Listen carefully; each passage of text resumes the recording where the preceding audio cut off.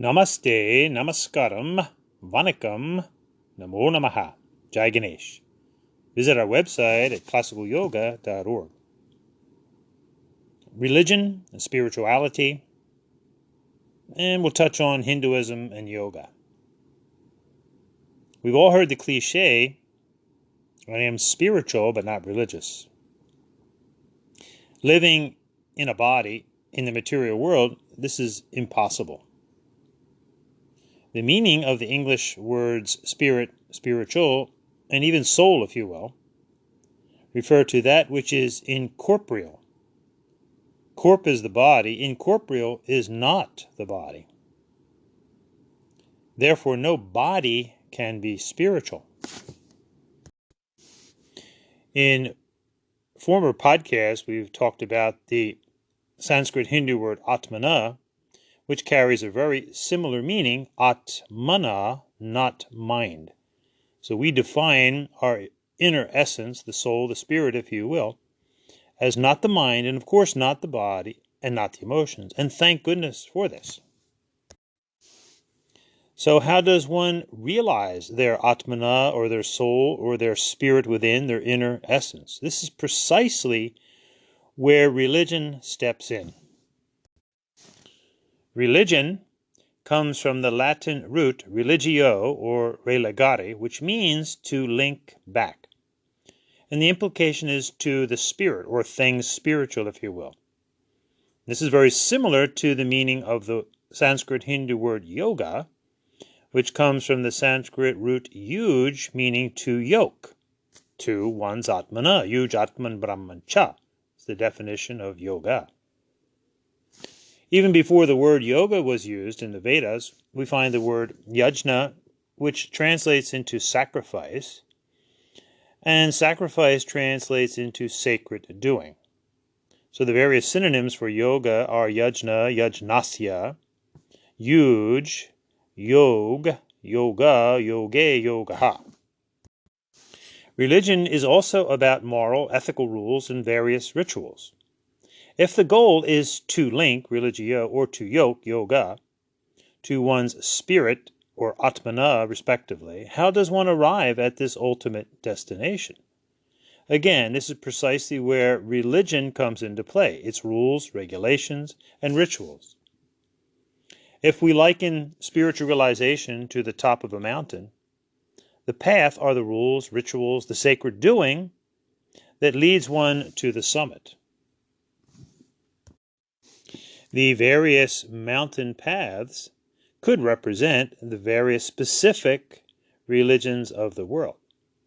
Remembering never to confuse generalities and specifics, it is the purview of religion to link back, to seek one's spiritual nature or spiritual beings, perhaps. This is religion in general. However, we must respect the specific ways in which the various religions of the world achieve this spiritual realization. With the essential meaning of religio, or to link back, in essence, one does not have to belong to one of the major religions of the world, or minor religions. By that we simply mean the more populated or well-known, not lesser than. One does not have to belong to one of these to be, in essence, religious. This is very important to understand. However, at this point in history, we've all probably been influenced by one or more of the great religious traditions of the world. When we begin to use specific terminology that are actually defining the various religious spiritual traditions of the world, it is common sense to recognize them. For example, the Ten Commandments and Mass immediately define Christianity, and with Mass specifically Catholic Christianity, while Karma Yoga, Bhakti Yoga, Hatha Yoga, etc. immediately relate to Hinduism. If we again look at the analogy of the mountain and the many paths, a seeker may spend years traveling around the base of this mountain, sampling the various religious paths. But to finally reach the summit, one must at some point find a path that's comfortable to them, or create a brand new one, and it would be brand new, and then travel its length.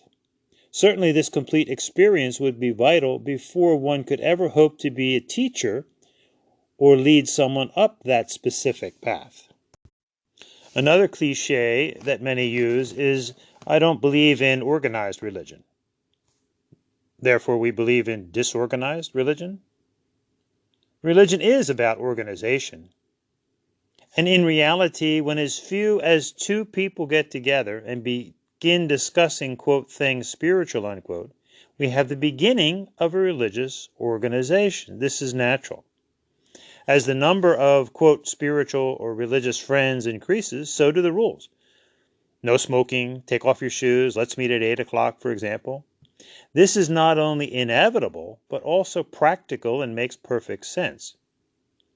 Naturally, the opposite of organization is chaos, which is no way to live, and certainly no way to effectively attain to in-depth spiritual or soulful realizations.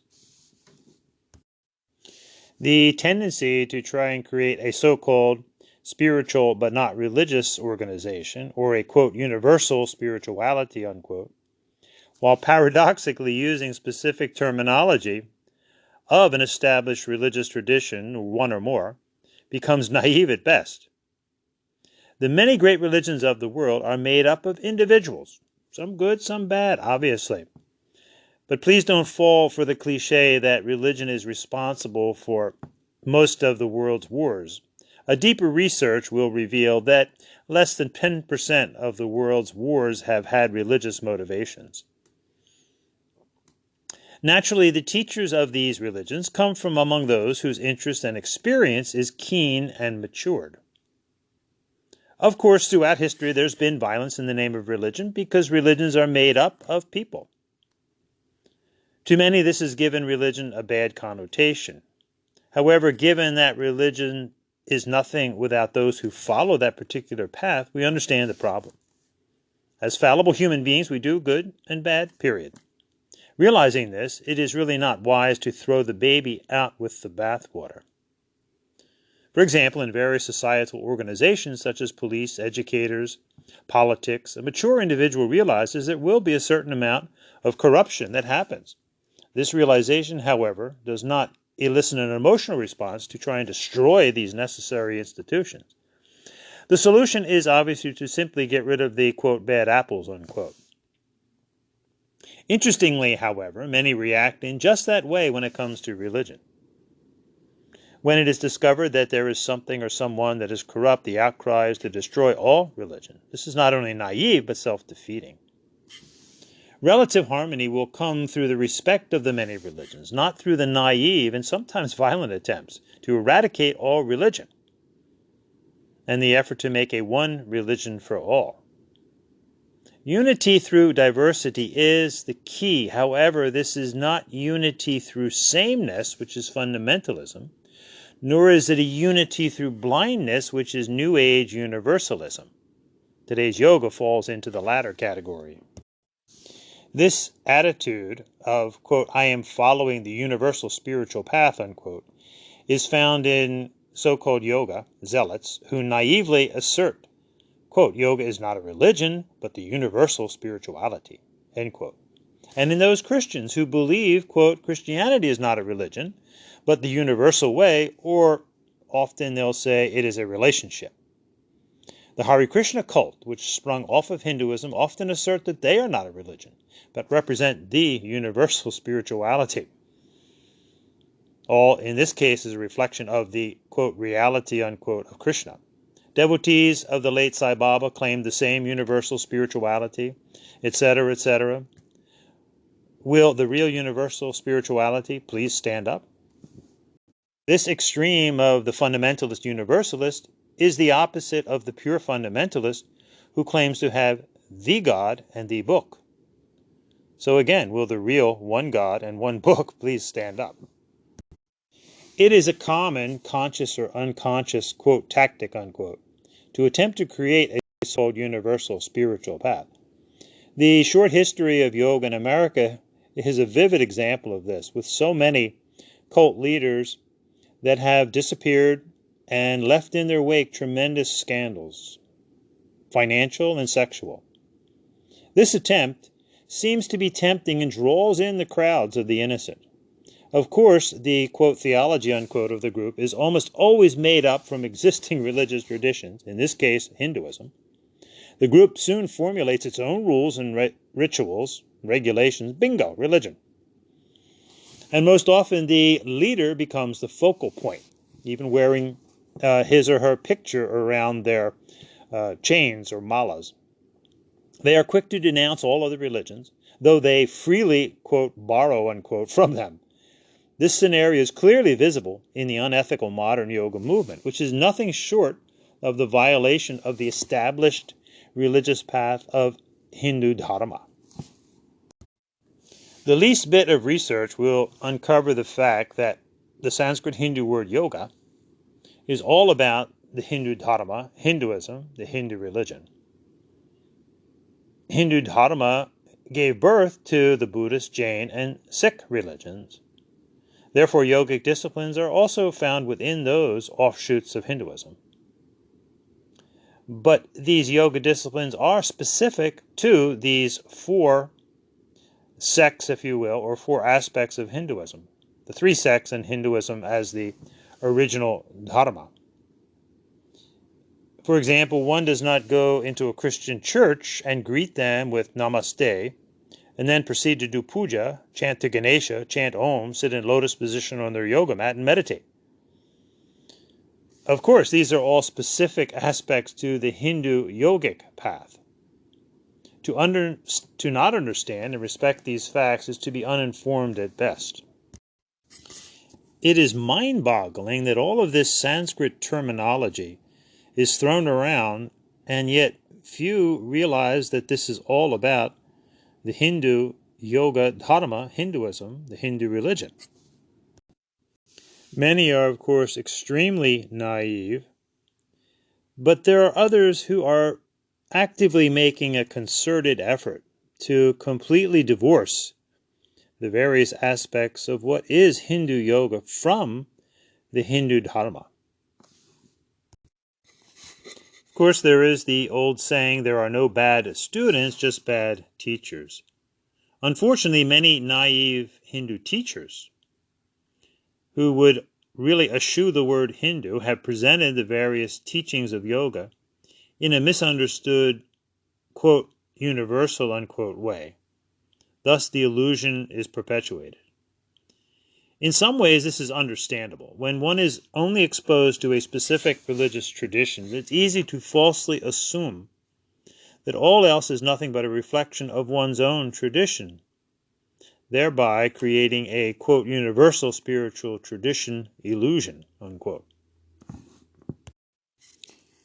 Now, for those who don't believe that our inner essence is that which is incorporeal, the spirit body, spirit being, obviously have never had dreams, much less visions or imagination. But the eternal journey to spiritual realization is something that all humans will experience. Each one must find the path, however, that is comfortable to them. One may choose an already established path, thereby reaping the benefits of all those who have gone before, gaining help from below as well as above. Or one may discover a new path, who knows? Whatever the case may be, each one must make the journey to the top. And then one will realize from experience the truth of a unified experience. From a distance, the religious spiritual mountain appears as one. When we begin to climb, however, we realize the necessity of finding a path. When we reach the top, then one enters the true experience of quote-unquote oneness. However, the wise teacher will lead new students from the bottom up, allowing them the wonderful opportunity to experience and explore the many facets of their chosen religious path to the spirit.